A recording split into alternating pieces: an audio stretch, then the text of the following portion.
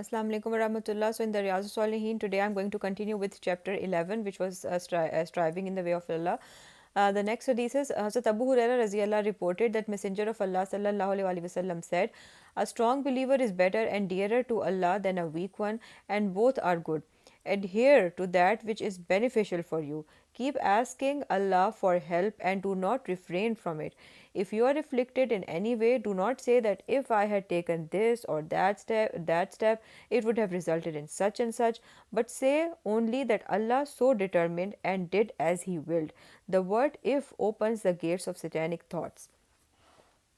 Next hadith is Hazrat Abu Hurairah Raziyallah reported that Messenger of Allah sallallahu alaihi wasallam said, "The hellfire is surrounded with all kinds of desires and passions, while Jannah is surrounded with adversities."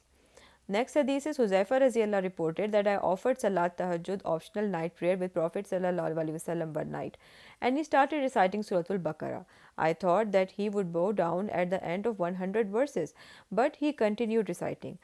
I then thought that he would perhaps recite the whole surah in a rakah, but he proceeded on, and I thought that he would perhaps bow on completing the surah. He then started Surah An-Nisa, and he then started Surah Ali Imran, and his recitation was unhurried.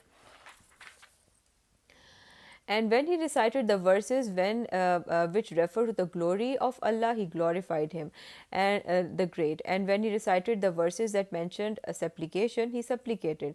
And when he recited the verses that mentioned seeking refuge of the Rabb, then he sought his refuge. Then he bowed down and said that my Rabb, the Supreme, is far removed from every imperfection. Subhana Rabbi al Azim. His bowing lasted for about the same length of time as his standing, and then on returning to standing posture after ruku, he said, Allah listened to him who praised him. Sami Allahu liman hamida Rabbana lakal hamd. Then he stood about the same length of time as he had spent in bowing. He then prostrated himself and said, my Rabb, the Supreme, is far removed from every imperfection. Subhana Rabbi al-Ala. And his prostration lasted nearly the same length of time as his standing. And the last hadith for today is that Ibn al-Masud Raziallah said that one night I joined the Prophet ﷺ in his optional salat. He prolonged the standing so much that I thought of doing something evil. He was asked, what did you intend to?